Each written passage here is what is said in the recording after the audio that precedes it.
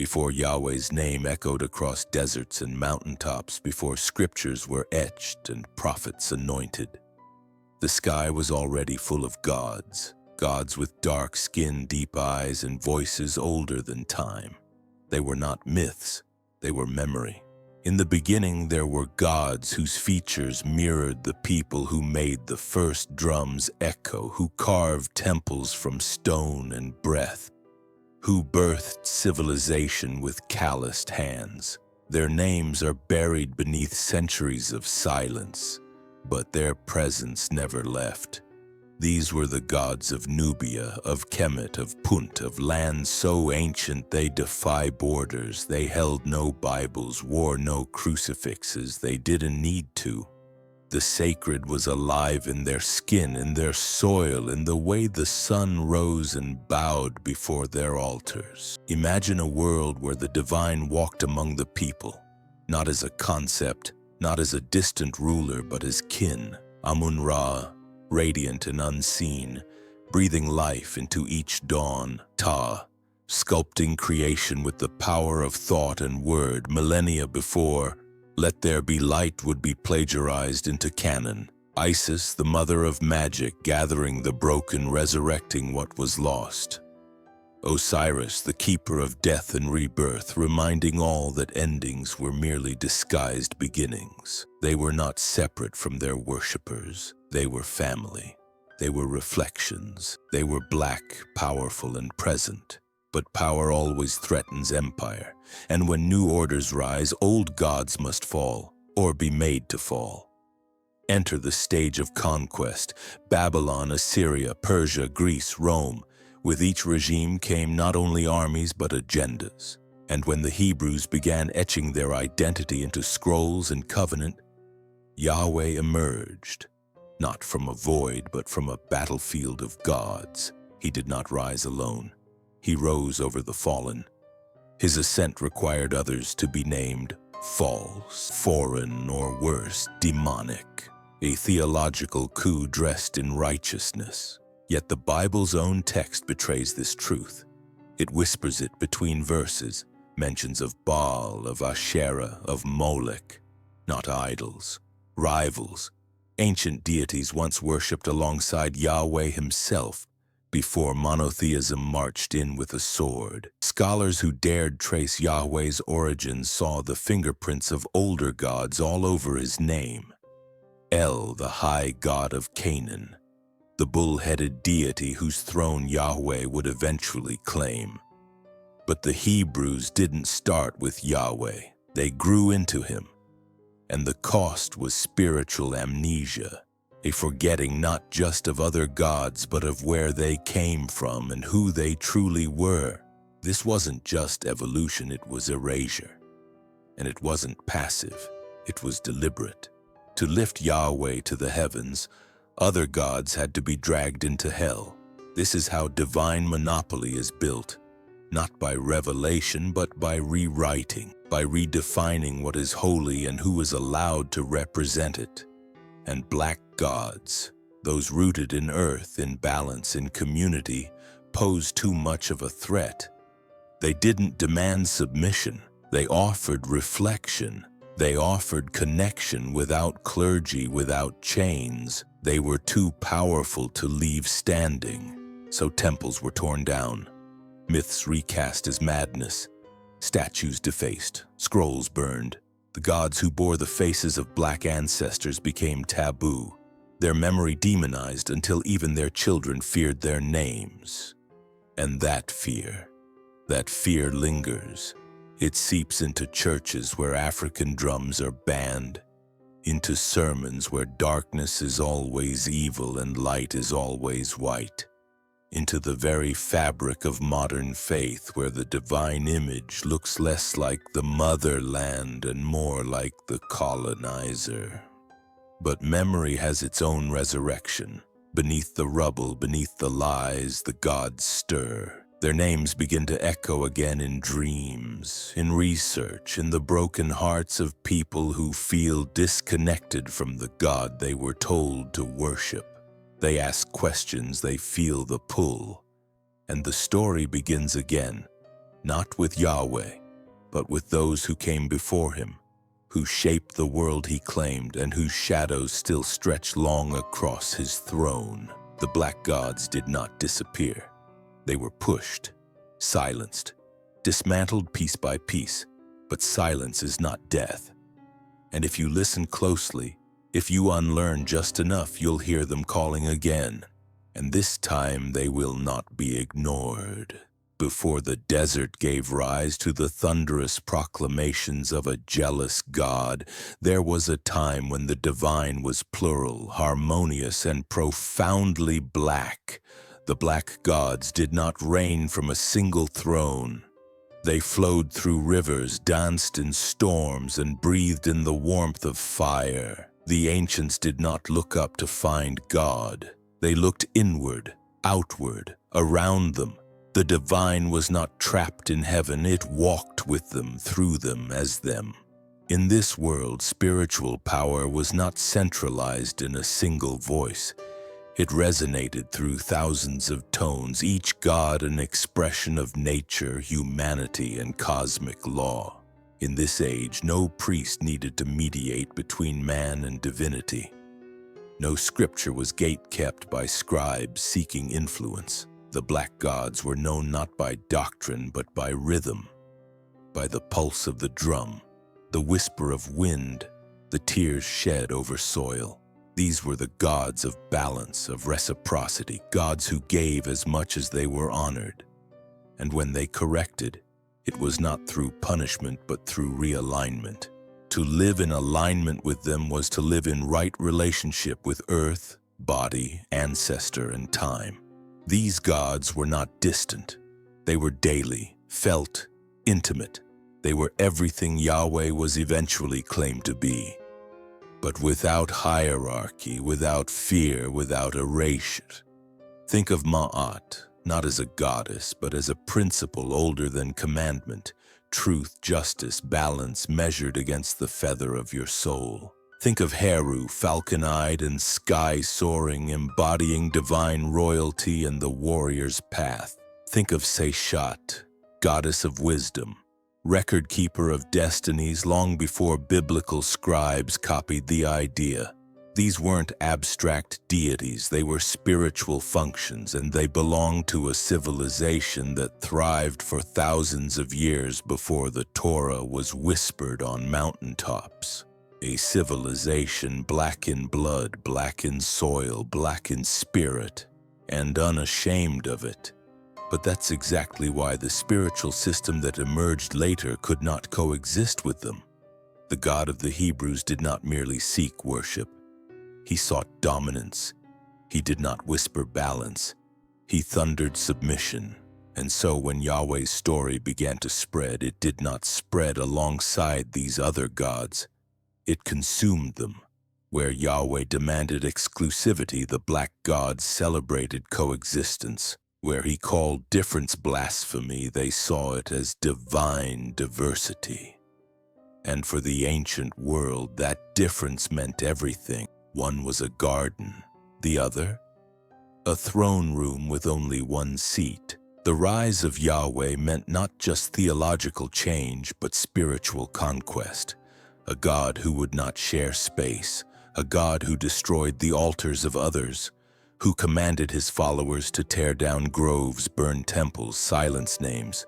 The shift from polytheism to monotheism was not evolution, it was invasion. A campaign of spiritual genocide waged not only against deities but against the cultures that birthed them, especially the black ones. And so the divine tapestry, once rich with color and sound, became muted, flattened into a singular voice. But in that flattening, something essential was lost. The gods who represented fertility, healing, sacred sexuality, the womb, the sky, the stars, they were labeled demons or delusions. Their rituals branded as witchcraft.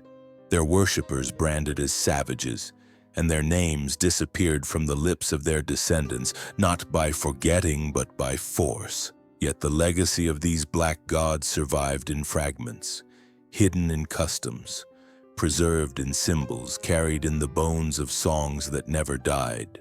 The Yoruba Orisha, the Fonvodin, the Congo Nkisi, all hold remnants of that ancient relationship with the divine.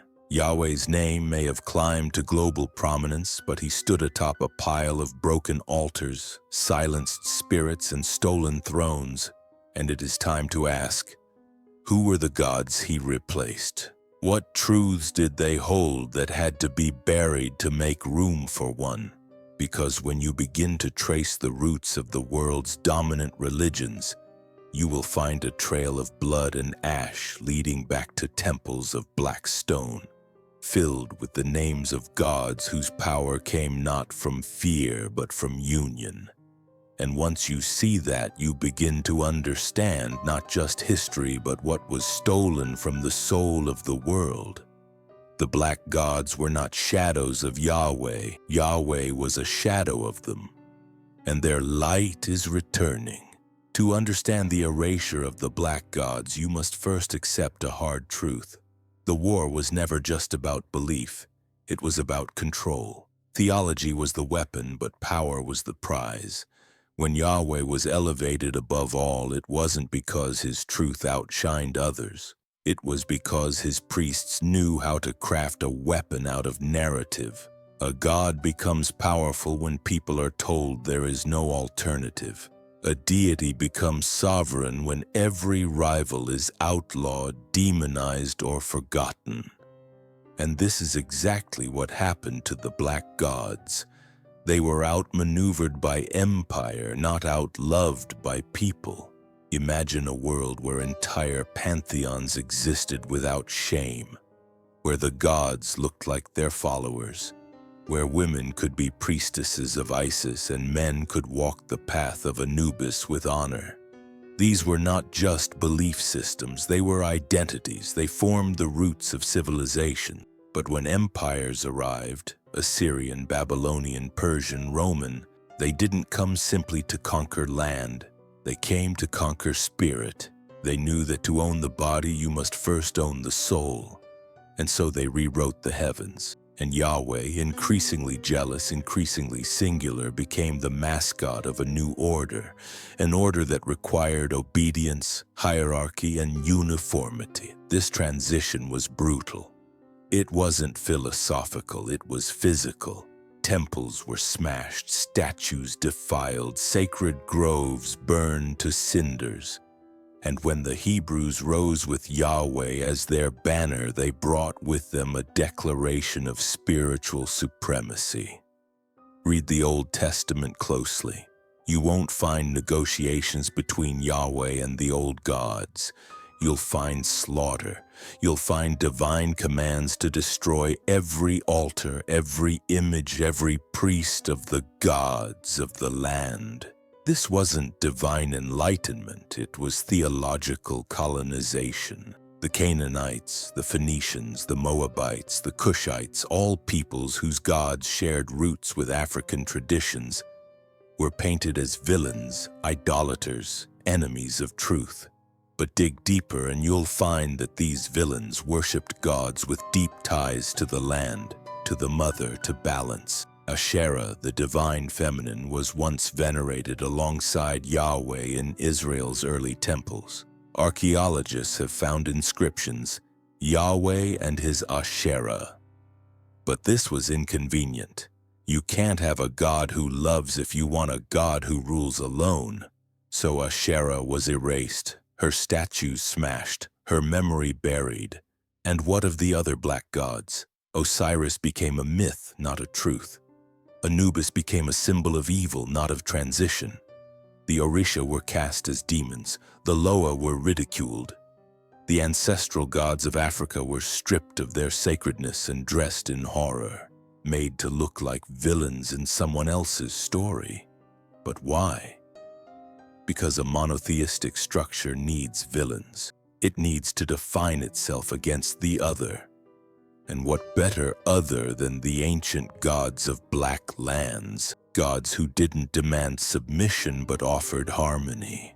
The war against the black gods wasn't waged on equal ground. It was carried out through empire, through sword and scroll, through conquest disguised as righteousness. The gods who represented community, fertility, death and rebirth, cosmic law and balance. They didn't fade because they failed.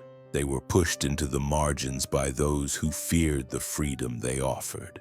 Because when people have direct access to the divine, they can't be easily ruled. They don't need temples, they don't need priests, they don't need permission to speak to the sacred. This terrified those who built power structures around Yahweh. It still does. That's why even today, anything outside of this mold is deemed witchcraft, heresy, or evil.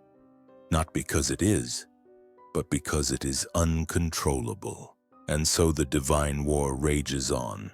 Not in temples, but in the hearts of those who feel that their spirituality is deeper than what they've been taught. You may not remember the names of the black gods, but your soul does. And that memory is dangerous to those who built altars on erasure, but it is sacred to those ready to rise. Yahweh did not emerge in a spiritual vacuum. His rise took place on land already vibrating with sacred names, cosmic rhythms, and black divinities etched into memory and stone. Before Yahweh was worshipped in the hills of Canaan, gods and goddesses had already walked those lands for thousands of years. These gods were not forgotten because they were weak. They were suppressed because they stood in the way. Yahweh's ascension was not a spontaneous spiritual awakening, it was a conquest.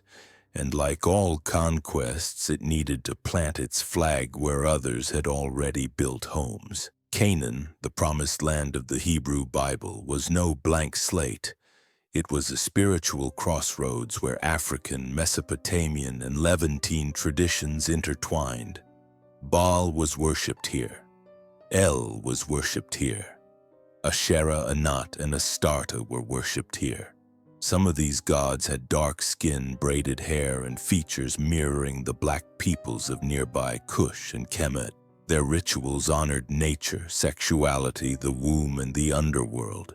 They were not idols of wood and stone, they were complex spiritual entities that governed life with compassion and consequence.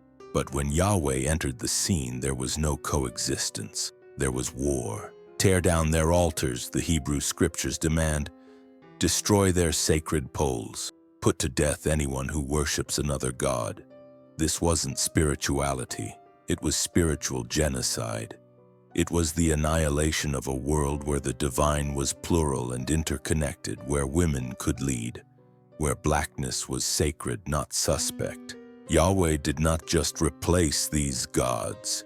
He declared them false, detestable, an abomination. And in doing so, he demanded that his followers not only forget their ancestors, but condemn them. This is how a god becomes a king, not by healing the people, but by eliminating his rivals. Yahweh's path to supremacy was paved with the crushed bones of older gods, and behind that destruction was a powerful political machinery. Prophets became enforcers, priests became gatekeepers. Sacred texts were edited and re-edited to erase any trace of what came before. By the time the Bible was solidified, the black gods had already been pushed underground, their names scratched from history by scribes who knew the power they still carried. But history has cracks, and through those cracks, truth always finds a way. Scholars have uncovered Yahweh's early connections to older deities, his shared traits with El, the high god of Canaan, his possible roots in Midianite traditions where his earliest followers may have been African nomads. In ancient inscriptions, Yahweh is depicted not as the almighty creator, but as a storm god, a warrior, a tribal protector. His mythology was built over time, constructed layer by layer, absorbing and erasing as needed. And each time a rival god was forgotten, Yahweh's shadow grew longer. Even within the Bible itself, there are remnants, clues that Yahweh was not always alone. Let us make man in our image. Who is us? Why does Yahweh speak in plural?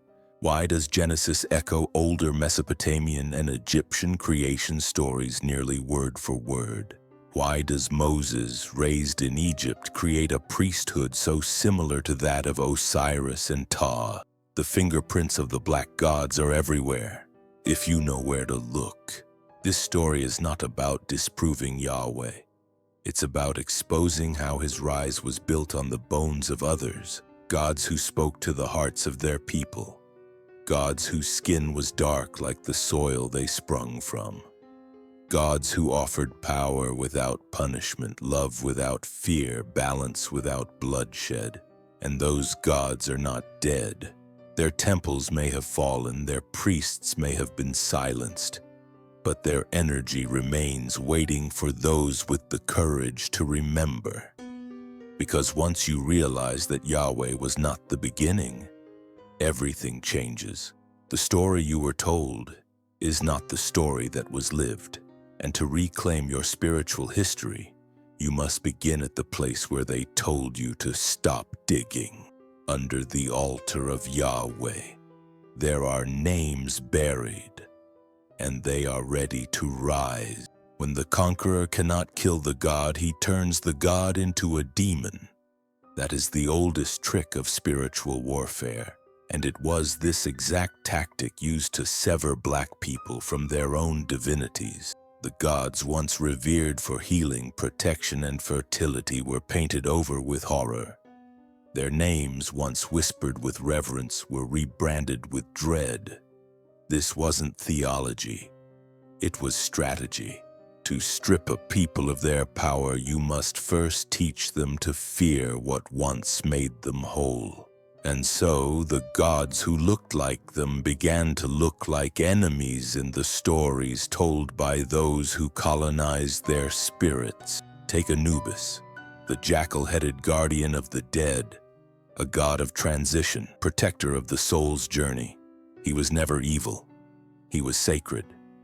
But through the lens of Western distortion, he became a symbol of death in the most sinister sense. The jackal face that once meant comfort in the afterlife was recast as monstrous. The same goes for the Orisha of the Yoruba, powerful forces of nature who governed rivers, lightning, love, and war. Oya, the goddess of storms, became a witch. Eshu, the divine messenger and trickster, was likened to the devil himself. And Shango, the thunderous embodiment of justice and power, was painted with the same brush used to terrify children into obedience. This demonization wasn't random. It was targeted. Because these gods offered direct connection. No church, no priest, no sacred book required. They whispered in dreams. They stirred in the earth. They spoke through drum beats and possession and ritual. And so they had to be silenced. Not through debate, but through fear. Colonizers arrived with Bibles in one hand and chains in the other, and both were used to break the link between Africans and their gods. Your ancestors were pagans. Your traditions are evil. Your gods are demons. These weren't teachings. They were psychological weapons, and many believed them. Not out of faith, but out of survival. To call on your gods became dangerous. To dance your ancestral dances could cost your life. So people hid their gods in plain sight. They renamed them, disguised them as saints, wove their rituals into Christian liturgy. This is how syncretism was born, not from confusion but resistance. In Cuba, Haiti, Brazil, Trinidad, anywhere Africans were taken in bondage, the black gods never died. They just put on new clothes. Yet the trauma of demonization remained. It lingered in the subconscious. It echoed in the churches where black skin was welcomed, but black gods were not. It crept into the language. Black magic, dark forces, evil spirits, always associating darkness with danger, always separating the sacred from the skin it was born in. But if you trace the roots of these demons, you'll find divinity. You'll find the mother who heals with herbs, the father who chants over fire, the elder who knows the names of the river spirits. You'll find a people who were never broken, only hidden. And now the veil is lifting. People are asking questions. They're unlearning the fear. They're lighting candles, not to saints, but to the names that came before. They are remembering that a God is not demonic because he speaks your language or wears your face. A God is not evil because he was born on your land. These black gods were never the enemy. They were the first allies, the ones who walked with your ancestors before Yahweh was ever carved into stone. The demonization of black gods was never about truth. It was about control. And the antidote to control is remembrance. When you remember who your gods were, you remember who you are. And when that memory returns, the chains of fear begin to fall, not just from your faith, but from your identity. Because the God who looks like you does not want your fear. He wants your power. She wants your voice. And they are listening still.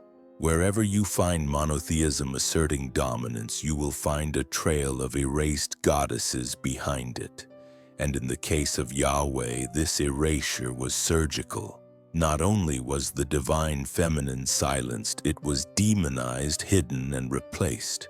The black goddesses who once ruled alongside their male counterparts were stripped of their crowns and recast as temptresses, whores, or heretics. The story of Yahweh's supremacy is not only the story of gods replacing gods, it's the story of masculinity choking divinity.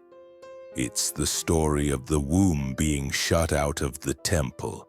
In the ancient African world, the divine was always both, male and female, sun and moon, earth and sky. Isis was not beneath Osiris.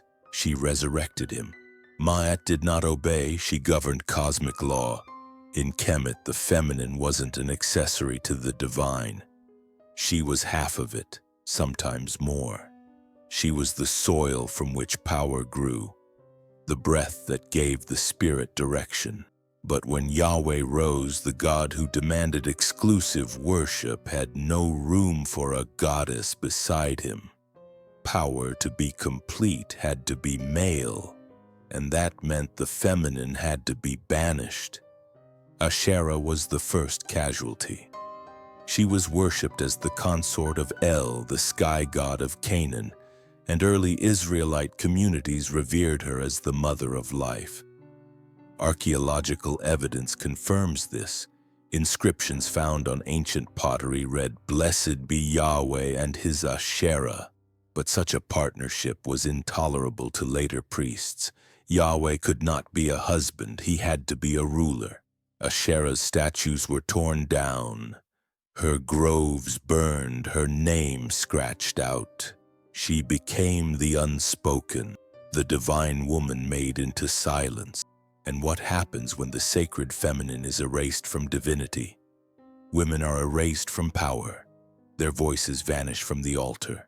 Their stories vanish from the scrolls. Eve becomes the sinner. Mary becomes the virgin. Lilith becomes a demon. The message is clear. Femininity is dangerous unless it is obedient. But before Yahweh's revisions, the feminine was not a threat. She was the earth itself, the one who births, the one who nourishes, the one who remembers. In African traditions, this feminine principle lived in every cosmology. In the Yoruba pantheon, you find Oshun, the river goddess of sweetness and power. In the Fawn tradition, you find Mawu, the moon goddess, co-creator of the universe. These were not secondary figures. They were essential forces. Their waters washed the soul. Their blood echoed the tides. Their magic was not manipulation. It was balance, healing, order. But in a patriarchal theology, balance is a threat. Because balance decentralizes power, it redistributes holiness. If a goddess can create life, she doesn't need a priest to tell her what God wants. If the feminine is divine, then control begins to slip. And so the sacred feminine had to be scrubbed from the story, not because she was powerless, but because she was too powerful. And still she endured. You can find her in the rituals that survived the flames, in the songs whispered from mother to daughter, in the lullabies that echo in the fields, in the unnamed saints whose iconography still bears her face. She lives in the intuition that rises when truth is spoken, in the gut that knows when a story has been altered, in the pulse that beats faster when her name is called in secret. To remember the black gods is to remember the black goddesses. To resurrect one without the other is to repeat the very split that enslaved us. Because the divine was never meant to be a single throne occupied by a jealous king. It was a council, a rhythm, a harmony. And until we restore her name, her face, her presence, we are still bowing to an incomplete God. The return of the feminine is not about worshiping women. It's about healing the fracture in the divine image itself. It's about reclaiming the full expression of spirit, fluid, cyclical, wild, wise. And it starts when we speak her name again. Because the God who created you in his image was only half the story, and the other half is rising. When a God says, "You shall have no other gods before me," it isn't just a spiritual warning. It's a political declaration. Yahweh's jealousy, so often framed as a divine attribute, was the language of conquest. It wasn't about holiness, it was about monopoly. And to understand how Yahweh rose to become the central deity of an entire civilization, you must recognize that his ascension mirrored that of a rising kingdom, not a spirit. A kingdom that needed loyalty, obedience, and a God who reflected the ambitions of men, not the wisdom of the cosmos. Jealousy is not the nature of the infinite. It is the tactic of those who fear competition. The ancient black gods did not ask for exclusive worship. They didn't need it.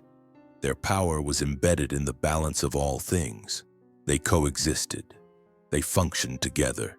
Anubis walked the soul into the underworld while Mahat judged its truth.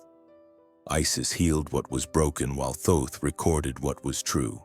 Shango ruled thunder while Oshun ruled sweetness. Each had their domain. Each honored the others, but Yahweh demanded something different. He didn't just ask for devotion, he demanded singular allegiance. And when you look closer, that demand wasn't spiritual. It was strategic. Because Yahweh didn't rise in a vacuum of belief, he rose in a context of empire building. The Hebrew people, once nomads, began to unify. Their identity as a people became entangled with their God. Yahweh became the symbol of a rising nation. And like any kingdom, that nation needed a singular banner. Monotheism wasn't born from revelation. It was born from consolidation. The prophets of Israel were not just spiritual messengers, they were architects of a new national identity. They warned not just against sin, but against other gods. And not because those gods were false, but because they were a threat to unity. Worship of Baal, of Asherah, of Moloch, these weren't just spiritual rivalries, they were political fault lines. The rise of Yahweh required the fall of others, and the best way to ensure that fall was to call it blasphemy. So the Hebrew scriptures were constructed carefully, line by line, law by law, to sever the people from the gods of their neighbors and from the gods of their own past. Yahweh wasn't always the only God. Early Hebrew texts admit this. Who is like you among the gods, O Yahweh? A question that only makes sense if other gods are acknowledged. But as time passed, those verses were reinterpreted. The theology became stricter, more rigid, and eventually Yahweh became the only one allowed to exist. This wasn't holiness, it was spiritual colonization, and the people obeyed, not always from love but from fear. The fear of punishment, the fear of exile, the fear of being cut off not just from the temple but from the community. The fear of being accused of idolatry, of witchcraft, of betrayal. It was a fear that mirrored the tactics of empire. And it worked. Because fear always works until it doesn't. The black gods were not lost because they lacked power. They were lost because their people were forced to choose between their gods and their lives, between memory and survival. And over time, that fear buried memory. That fear dressed itself in righteousness, and that fear still lingers in pulpits, in doctrine, in the eyes of those afraid to question what they were taught. But fear is not eternal. Truth survives, and now, people are beginning to see that Yahweh's jealousy was never about your soul. It was about your allegiance. It was about cutting you off from any source of spiritual identity that could not be controlled. It was about replacing your ancestral gods with a single figure who mirrored the ambitions of king, not the balance of creation. And once you see that, you cannot unsee it. Because divine love does not require erasing others, but empire does. What if the holy book you were told to build your life on was never intended to liberate you? What if it was a weapon, not of faith, but of empire? The Bible, for all its beauty and wisdom, is not a pure beam of divine light untouched by human hands. It is a curated collection, assembled by councils, translated by kings, edited by theologians, and filtered through the agendas of men who knew exactly what they wanted it to be. And what they wanted was control. What they feared was the memory of the gods that came before Yahweh, especially the black ones. From Genesis to Revelation, the Bible tells a powerful story. But what most people never ask is, what stories were left out? What voices were silenced? What traditions were demonized to make this one narrative supreme? Because every canon is a choice, every inclusion is an exclusion, and the Bible we hold today is not the full story. It is the surviving version of a war between the sacred and the sanctioned, the apocryphal books, the Gnostic Gospels, the ancient scrolls buried in the sands. They all tell of a deeper, messier, more plural spirituality, one where the divine was accessible without church, without priest, without Yahweh, one where the divine lived in symbols, in stars, in breath. And within those banned books, you'll find whispers of the old gods, of cosmologies that don't begin with "let there be light," but with vibrations, with water, with womb, of creators who looked nothing like the God of the Israelites and everything like the ancestors of Africa. Even within the Bible itself, the signs of manipulation are glaring. Why does the Bible speak of gods in the plural? Let us make man in our image, and never explain who us is. Why are figures like Melchizedek and Enoch elevated and then abandoned? Why are the feminine, the mystical, the dark-skinned so often associated with danger? It's because the editors of Scripture were not just telling stories, they were shaping perception. And perception is power. They made Yahweh the center not because he was the only God, but because he was the most useful one. His laws supported order. His anger justified punishment. His exclusivity allowed leaders to say, "Obey me or disobey God." And once that idea was locked into a book sealed with divine authority, it became nearly impossible to question. Because to question the book was to question God, and to question God was heresy. But the cracks are visible. The inconsistencies pile up. The archaeological evidence tells a different story than the text. The ancient altars discovered in Canaan show Yahweh and Asherah worshipped side by side. The Psalms mirror Egyptian hymns. Proverbs echo African wisdom tradition. And the Exodus narrative, so central to Hebrew identity, parallels older Mesopotamian epics. The Bible, it turns out, is not a beginning. It is a remix, a spiritual collage with chapters missing, pages burned, meanings mistranslated, and gods buried beneath footnote. And if the Bible is not neutral, then neither is its silence. Its refusal to name the black gods it replaced is not accidental, it is tactical. Because to name them is to acknowledge them, and to acknowledge them is to admit that Yahweh was not the first. That there were others, older, darker, wiser. Gods who did not need temples to be real, who did not need books to be remembered, but we are remembering anyway. Because truth has a heartbeat, and that heartbeat sounds like the drums they tried to silence. It sounds like the stories whispered by grandmothers who never needed a Bible to know the divine.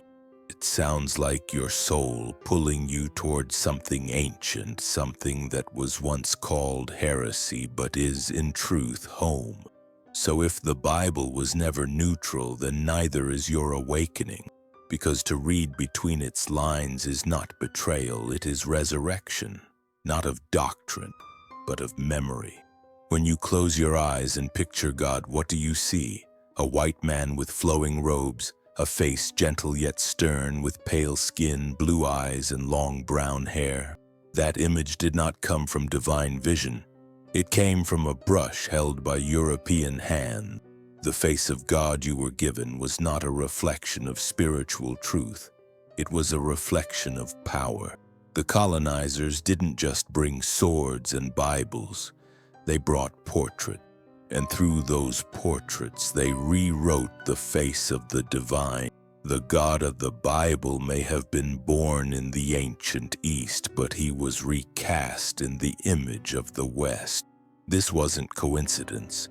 It was colonization, not just of land, not just of bodies, but of spirit. Because once you convince a people that God looks like their oppressor, you have conquered more than their home. You've conquered their hope, their sense of sacred self, their ability to see divinity in their own reflection. If God is white, then white becomes holy, and black becomes everything else, sinful, dark, inferior, damned. That's not just racism, that's spiritual violence. The ancient black gods never looked like this. They wore the crowns of Nubia, the melanin of the Nile, the features of ancestors who built pyramids with science and soul. Osiris was painted with green or black skin, not to represent evil but fertility, life, and rebirth. Anubis, jet black, was the guardian of the soul's passage to the afterlife.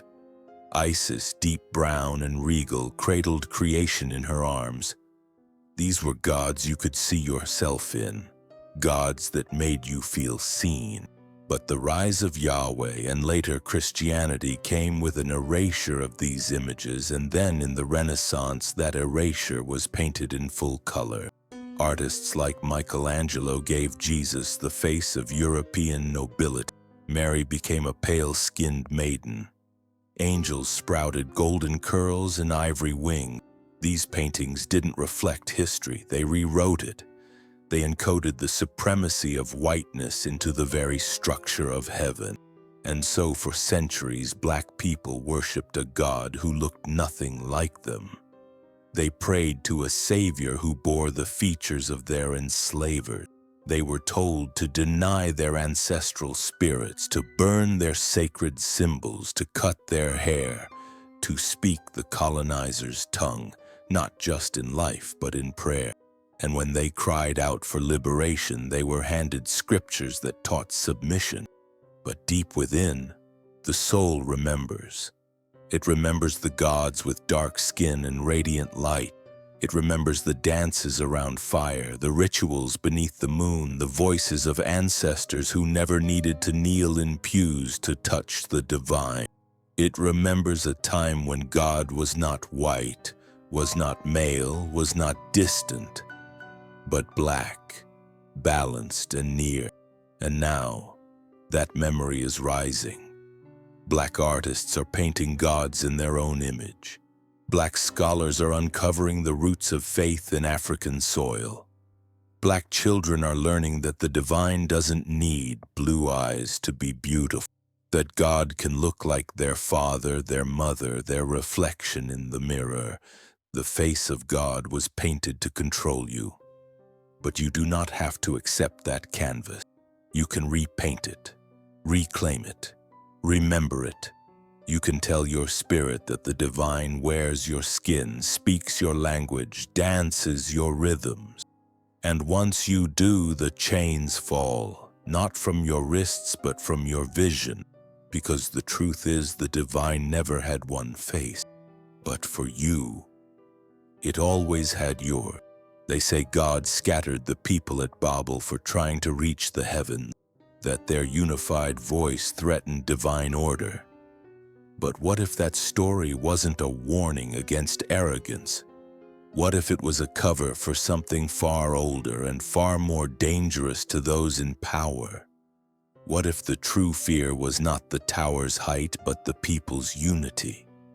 Their one language, their one rhythm, their rising vibration. Because when people remember how to speak together, how to build together, they remember how to create like God. The story of the Tower of Babel has been used to explain linguistic division, cultural fragmentation, the birth of confusion. But beneath that myth lies a deeper truth. Collective power is divine, and the people of Babel had it. Not just technological genius, but spiritual synchronicity. They were building more than a tower, they were building a bridge between heaven and earth, between the seen and unseen, between the human and the divine. In African cosmology, there was no fear of ascension. The Dogon people mapped the stars without telescopes. The Kemetic mystery schools taught that man could rise not just spiritually, but metaphysically. The body was a temple, the tongue a spell, the soul a stairway. Ascension was the point. But Yahweh's version of the divine didn't leave room for that. In his domain there was one ladder, and only angels climbed it. Humans were meant to kneel, to obey, to wait. So Babel had to fall, not just the story, but in our psyche. We had to be taught that unity was dangerous, that reaching higher was rebellion, that to question was to sin. And so we were divided by language, by doctrine, by race, by nation, by denomination. The spiritual tongue that once connected us to the source was broken into shards, and each shard was labeled holy only if it bowed to the jealous God at the center. But that's not how the black gods taught us. In the ancient temples of Africa, knowledge was shared through vibration, through chant, through geometry and light. The ancients knew that sound could move matter, that intention could shape destiny, that harmony could shift reality. They did not fear the people rising together, they facilitated it. Every ritual was a chorus, every dance a dialect, every circle a sacred agreement to become something greater than the sum of its parts. The story of Babel isn't about God stopping a tower. It's about men stopping a memory, the memory that we were once one. That we spoke the language of energy, that we built bridges not to challenge God, but to meet the divine halfway. That the gods did not demand separation, but celebrated synthesis. And perhaps that's why the old gods were buried. Because they didn't need temples. They made the body the altar. They didn't need priests. They made wisdom communal. They didn't need permission. They moved when the people sang. And that kind of spirituality is hard to control. It doesn't fit in books or creeds. It erupts, it heals, it liberates. Now that unity is returning, slowly, in whispers, in music that transcends borders, in movements that resist division, in the deep knowing that we are not meant to worship in isolation, but to rise in unison. And as that unity rebuilds, so too does the tower. Not a structure of stone, but a vibration of remembering, of black gods and brown gods, of feminine gods and formless ones, of every aspect of divinity that Yahweh's priests tried to suppress. Because the tower wasn't the problem. The forgetting was. And now, brick by brick, soul by soul, we are rebuilding the truth. Together.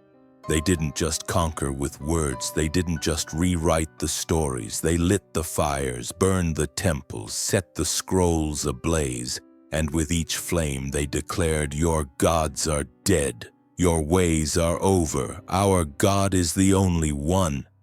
But fire doesn't just destroy, it leaves behind ash.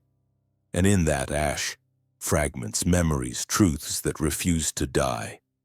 Because you can burn the books, but you can't burn the stars. You can melt the statues, but you can't erase the sky. Across the ancient world, sacred knowledge was once written in the heaven. The Dogon people mapped Sirius B without telescopes. The Egyptians aligned pyramids to Orion's belt. The Nubians carved calendars into stone to track the breath of the cosmos. Every constellation told a story. Every planet was a god, and every night sky was a reminder that we came from more than dust, we came from design. But when Yahweh's dominance spread, his followers feared the sky, not because they didn't understand it, but because they understood it too well. They knew the sky was a library and their God had no pages there. The stars spoke of gods older than Abraham, deities born before Eden, stories that couldn't be confined to Genesis. And so they turned astronomy into astrology, astrology into heresy, and heresy into firewood. They banned what they couldn't claim, burned what they couldn't control. The Library of Alexandria, reduced to smoke, the scrolls of Kemet desecrated, the oral traditions of African priests erased by missionary tongues, all in the name of the one God who said, "Thou shalt have no other before me." But beneath that commandment was fear, because if the people remembered how to read the sky, they'd stop needing to read the Bible. If they remembered the gods who spoke in wind, in drumbeat, in dream, they'd stop kneeling to the throne built on fear. Fire became their language. Crusades in Europe, witch burnings, colonial torchings of sacred grounds in Africa and the Americas. Fire doesn't just kill, it terrorizes. It sends a message, forget, or we will make you forget.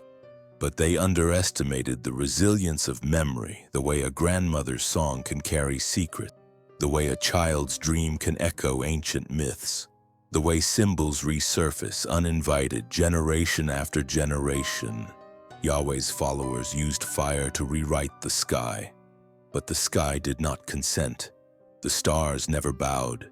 They still shine with the stories of the Black God, of Ozar's death and resurrection, of Oset's magic, of the Sirius cycle and its connection to floods and fertility.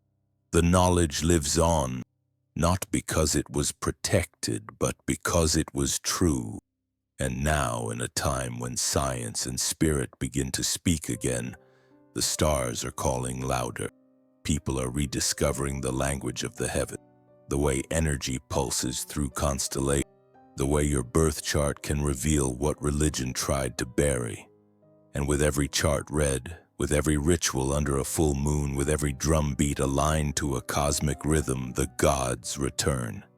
Not as idols, but as frequencies, forces, archetypes too vast to fit in a doctrine.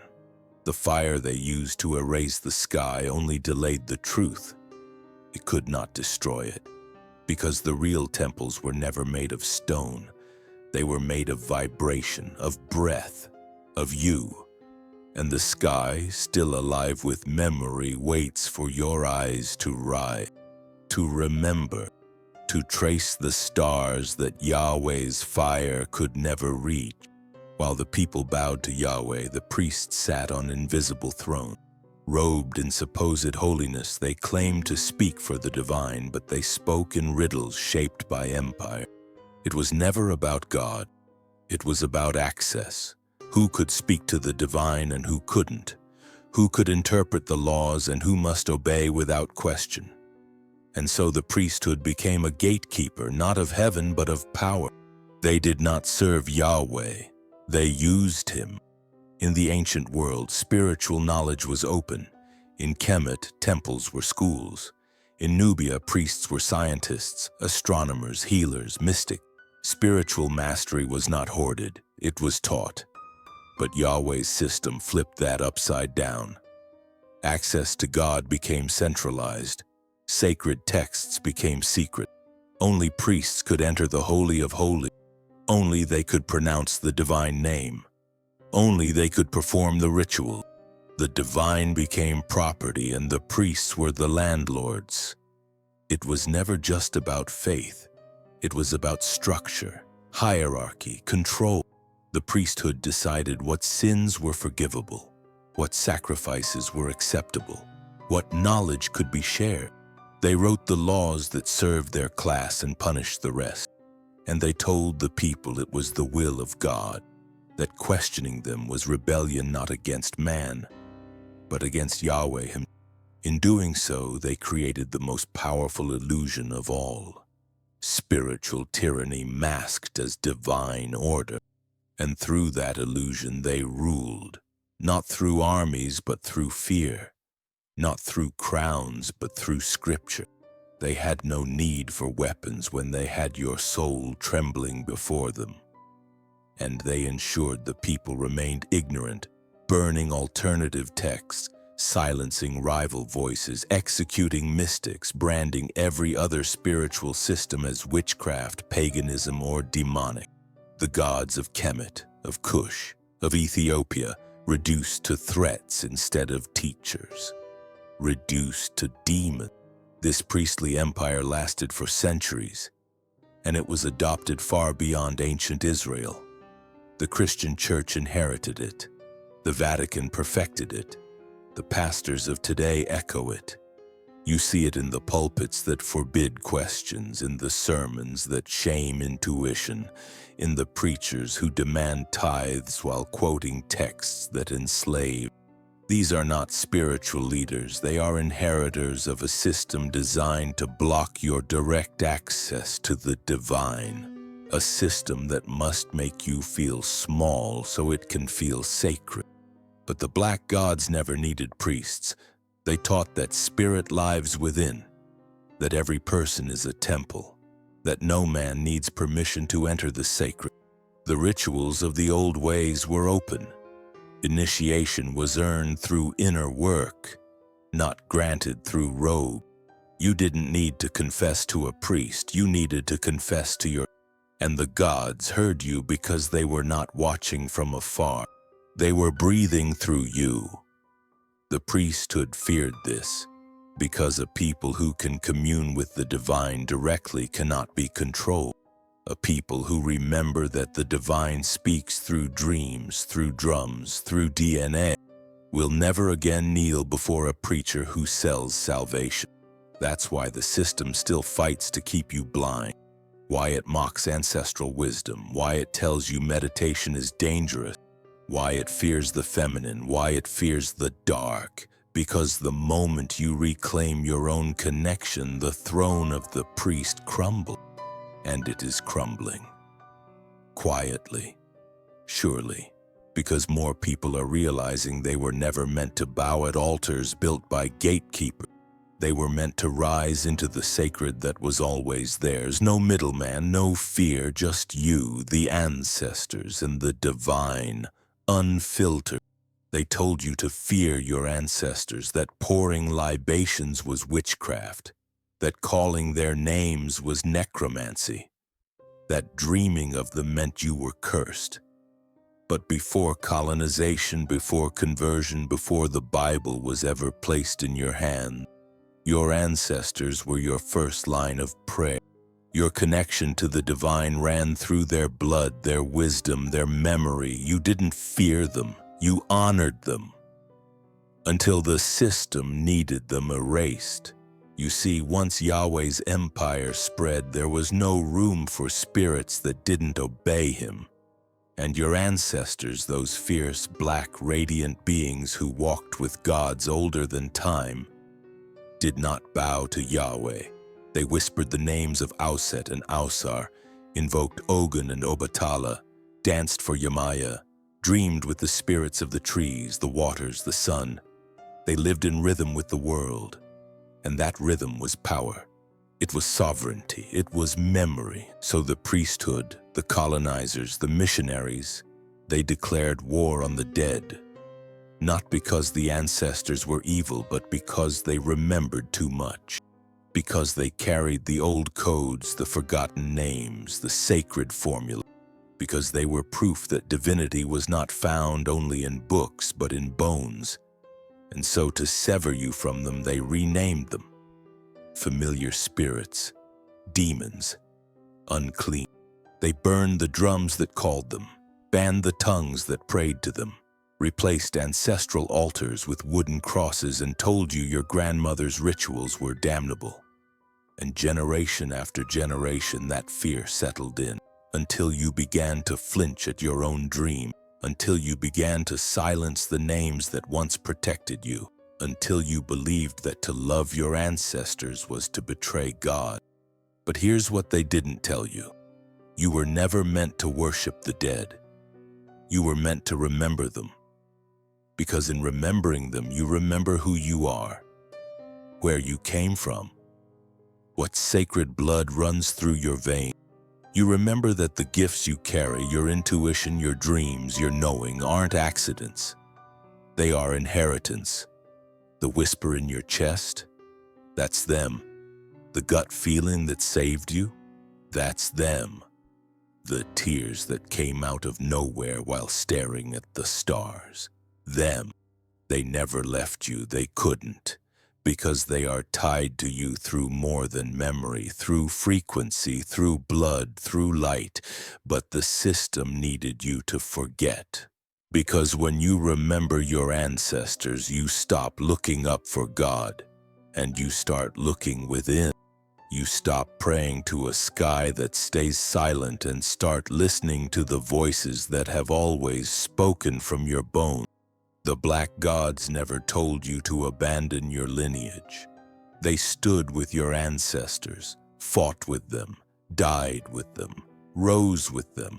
And your ancestors, those midwives of miracles, kept the flame of the old ways alive through lullabies, through stories, through silence. They passed it to you even if you didn't know it. And now the flame is flickering again. This is why your dreams are getting louder, why your childhood memories are resurfacing, why old songs suddenly move you to tears. It's not random. It's resurrection. Your ancestors are knocking, not to haunt you, but to heal you, to remind you that you are not alone, that you come from people who knew how to call down rain and speak to the wind, that you are the answer to a prayer whispered centuries ago beneath a full moon. They feared your ancestors because they could not colonize the dead, but you can honor them, and in doing so, you reclaim what no doctrine could ever kill. You reclaim your soul's inheritance. It was never just about power, it was about origin. Because if blackness was divine, then black people were not meant to be slaves. If blackness was sacred, then colonization was sin. If blackness was the beginning, then everything the empire built was a lie. And so black divinity had to be forgotten. Not simply erased, but demonized, discredited, silenced with scripture, repainted with pale skin. Because memory is a threat, and divine memory, that's a revolution. In the beginning, blackness wasn't feared, it was holy. Kemet called it KMT, the black land, the fertile land, the land blessed by the Nile. In West Africa, the Orisha were not shy about their melanin. The Dogon didn't need telescopes to map the stars. Ethiopia held kingdoms before Europe knew its own name. Blackness was not a color, it was a code. a vibration of life, of magic, of truth. But when empire arrived, blackness became the enemy.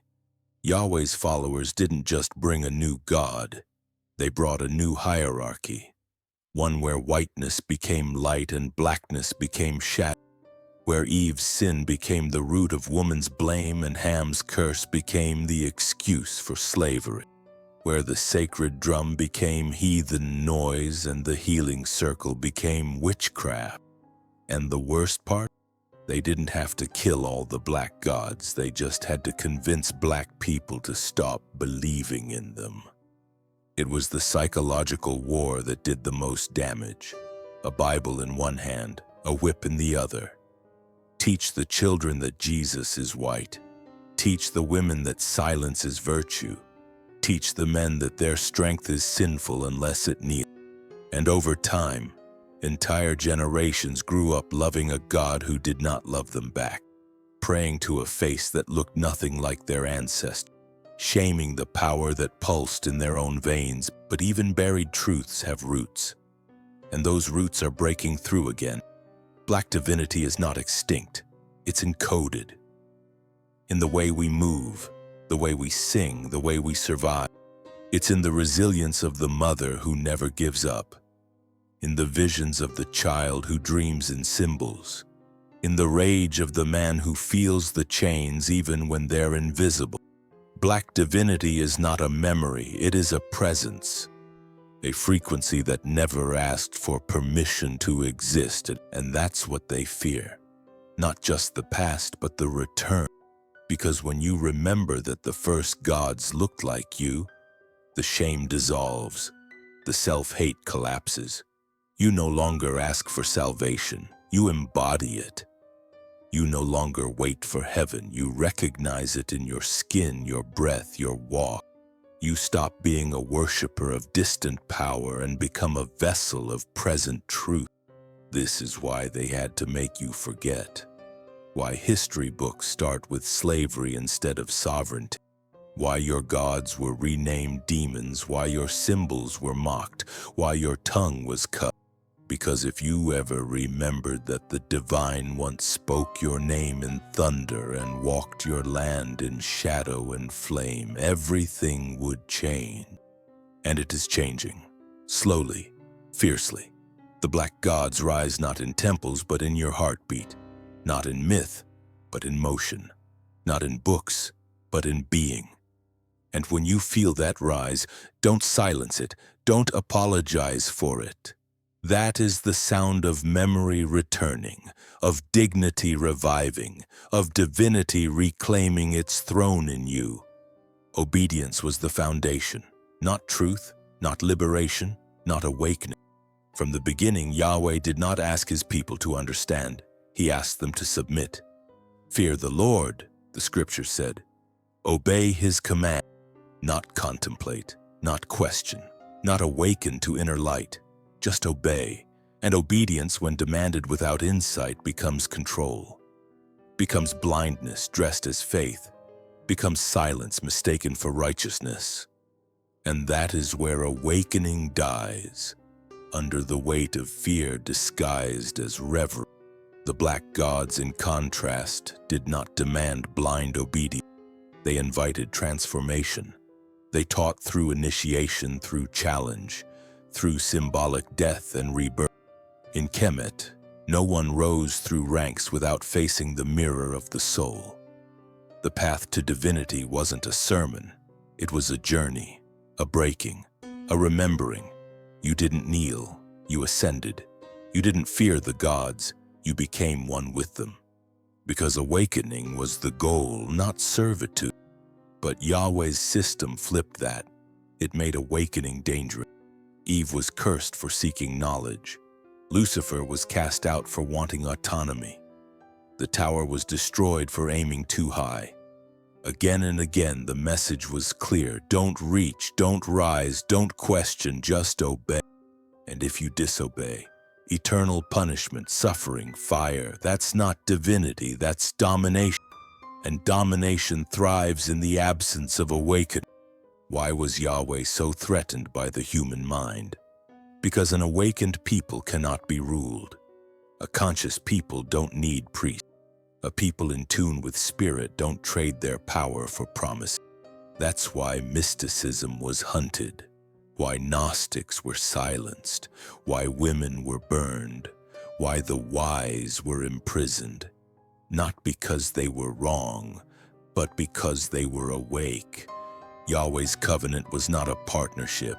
It was a contract with fine print. Serve me, and I'll bless you. Cross me, and I'll curse you. That's not the language of a loving creator. That's the language of a king obsessed with loyalty. But the black gods, those who breathed life into the earliest civilizations, never threatened damnation. They guided, they evolved with you. Because they were not outside of you, they were within. And when you realize that awakening is your birthright, you stop playing the role of sinner. You stop begging for mercy. You start remembering who you are. And Yahweh's system cannot survive a world where people remember. That's why it distracts with ritual, with guilt, with rules layered upon rules. So many that you forget to ask, is this even love? Is this even truth? But truth doesn't demand obedience. It demands presence. And presence is what the black gods gave. They met you in trance, in dance, in breath. They led you not to altars, but to stars, not to laws, but to liberation. Because they knew the divine does not live in chains, physical or mental. It lives in freedom, in fire, in the trembling awakening of the soul. Yahweh needed obedience to preserve his rule, but the black gods never ruled. They revealed. And what they revealed wasn't a throne to kneel before, but a path to walk, a light to find, a self to awake. You don't need obedience to be holy. You need remembrance. You need truth. You need the courage to leave behind the systems built on fear and return to the current of spirit that never needed a name. And that return has begun. You feel it, don't you? That pull, that rising, that sacred defiance in your chest that says, I will not kneel to a God who needs fear to be worshipped. That's the black gods moving through you, not demanding, just waiting for you to awaken. And they always told you God was out there, distant, separate, above, watching from the sky, judging your every move. They never told you the truth, that the divine was already inside you, that the sacred lived in your breath, in your blood, in your bone. Because if you knew that, if you felt that truth burning behind your eyes, you wouldn't need temples. You wouldn't need priests. You wouldn't need fear. You'd realize you were never meant to worship. You were meant to remember. The black gods whispered this truth from the beginning. They never pointed to heavens beyond your reach. They pointed to your own body. The Kemetic saying, know thyself, wasn't metaphor. It was a map. The chakra systems of ancient Ethiopia weren't fantasy, they were anatomy. In the Congo, initiation rites didn't teach you to escape the world. They taught you to master it from the inside out. Your body was the temple, your spirit the altar, your intuition the priest. And that is what frightened Yahweh's system the most.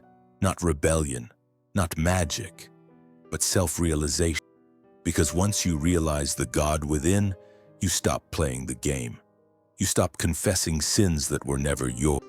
You stop fearing hells that were never real. You stop following rules designed to keep you small. Instead, you start expanding. You start listening to the voice that sounds like your grandmother's song, your ancestors' prayer, your own soul unchained. The empires of Yahweh thrived on disconnection, on hierarchy, on dependence. They told you that without obedience you'd be lost, that without the church you'd be damned, that without their version of salvation you were nothing. But all of it was a lie built on one critical theft, the theft of the divine from within you. They took your holiness, dressed it in foreign robes, and told you to beg for it back. But the black gods never demanded your worship. They reminded you of your birthright, of the electric pulse in your fingertips, of the visions behind your eyelids, of the healing power in your tears. You weren't meant to fear God, you were meant to become one. Not through arrogance, but through remembrance. Not through control, but through surrender to the infinite within. That's why every colonizer, every missionary, every empire that followed Yahweh's script targeted the mystics first. The oracles, the herbalists, the dancers who could summon rain, the children who saw spirits because they were dangerous. Not because they had weapons, but because they carried the old code. The proof that you didn't need a middleman to reach the sacred, the living memory that God could wear your face. And now, that memory is surfacing again. In breathwork, in plant medicine, in dreams that feel more real than waking life, in chants that move your cells, in tears you can't explain. That's not confusion. That's reactivation. The divine you forgot how to trust is calling from inside your ribs, asking, will you stop looking outward? Will you come home? You were not born to serve a throne built on fear. You were born to remember the temple inside your own chest. The God within you doesn't punish, it expands. Doesn't shame, it liberates. Doesn't demand allegiance, it invites awakening. And when that awakening comes, the false gods tremble. Because a person who remembers their own divinity cannot be controlled. This was always the threat. Not magic, not rebellion, not even history, but you. Waking up, lighting the altar of your own soul, and realizing it was never out there. It was always in here. Where the black gods dwell, where the divine still speaks, where truth cannot be colonized. They were never gone, just hidden, beneath centuries of conquest, behind veils of doctrine, under layers of shame dressed as holiness. The black gods, the ones who taught without fear, who walked barefoot in flame and rain, who carved truth into stone and spirit, were not erased. They were buried in your language, in your music, in your dreams, waiting, watching, whispering through the cracks in empire's illusion. And now, they are returning, but not like before, not with temples or armies. They're not asking for monuments. They're not demanding ritual. Their return is quiet, intimate, cellular. They are awakening inside you in the way your spine tingles when you hear their name, in the way your soul flinches when you recite words that don't feel like yours, in the way your hands shake when you realize your ancestors were not sinners, they were sovereign. This return is not a rebellion, it is a remembrance. You are not starting a new religion. You're ending a forget. Every time you light a candle with intention, they return. Every time you call your grandmother by her secret name, they return. Every time you choose intuition over indoctrination, they return. The gods don't need worship, they need witnesses, and you are the living altar they've waited for. Look around. The signs are everywhere. People waking from the trance of fear-based faith, seeking deeper truths that sound like home, realizing the Bible was edited, the history whitewashed, the miracles misnamed, seeing that every devil cast down in Scripture looked like a god their ancestors once danced for, beginning to ask the questions empire never wanted asked. Who benefits from your forgetting? And who stands to rise when you remember? This is why the return was always inevitable. Because truth cannot stay buried forever. It grows roots. It cracks the concrete. It moves through generations disguised as instinct. You are not discovering the black gods. You are reuniting with them. They are not foreign, they are familiar. That warmth in your chest when you hear the names Auset, Ogun, Thoth, Yamai, that's not curiosity, that's recognition. But this return isn't about going back, it's about integrating, about realizing that the sacred doesn't live in the past, it lives in your present awareness. You don't need to dress like an ancient priest to carry their wisdom. You need to live with your eyes open, your soul awake, your choices aligned with truth. That's how they move through you. That's how you become the continuation of their legacy.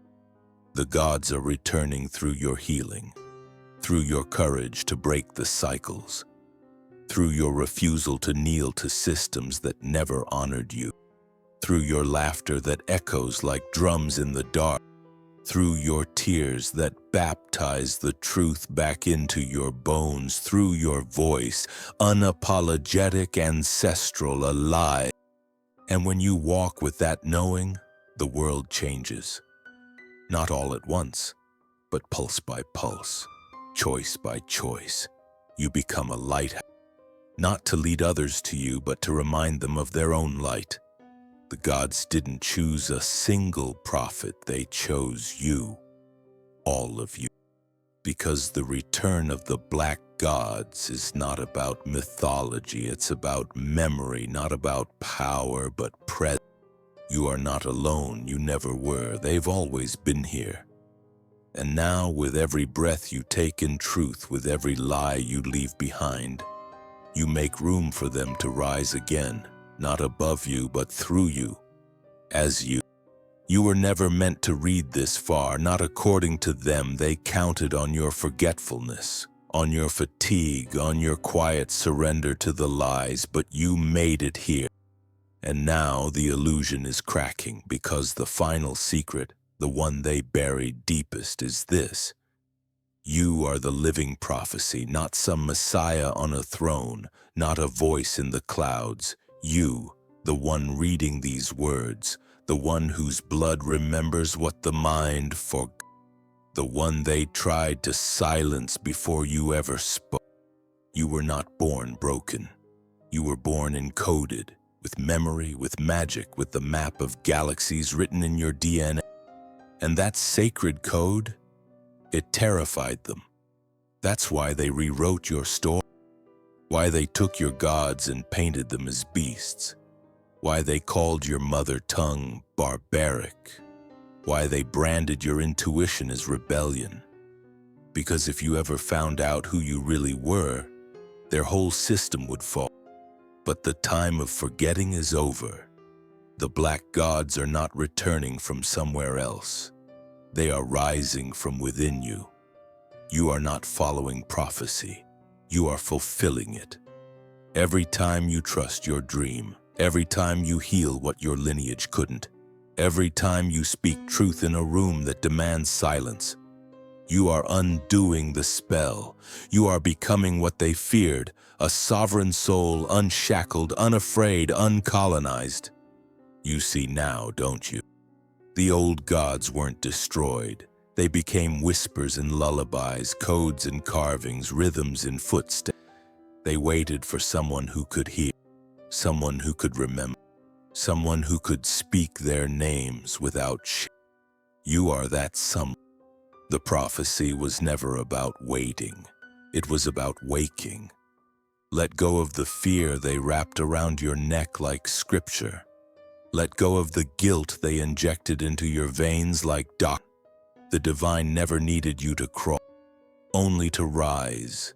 You don't need a savior when you carry galaxies in your chest. You don't need permission to access the sacred. You are the sacred, the altar, the flame, the offering. This is your inheritance, not in gold, but in frequency, in fire, in the way your heart beats like a drum when truth is spoken. That's the signal. That's the gods rising. That's your ancestors clapping in the realm beyond, saying, yes, they made it. You are the answer to 1,000 generations of prayer. The echo of every black mother who whispered to her child, you are more than what they say. So take your place, not above, not below, but aligned, eyes wide open, feet grounded in memory, voice filled with the thunder of your own becoming. And when they ask who you are, don't just tell them your name, tell them your lineage. Tell them you are the God they tried to silence, the soul they couldn't steal, the prophecy they hoped would die. But here you are, breathing, burning, awake, and now the real story begins.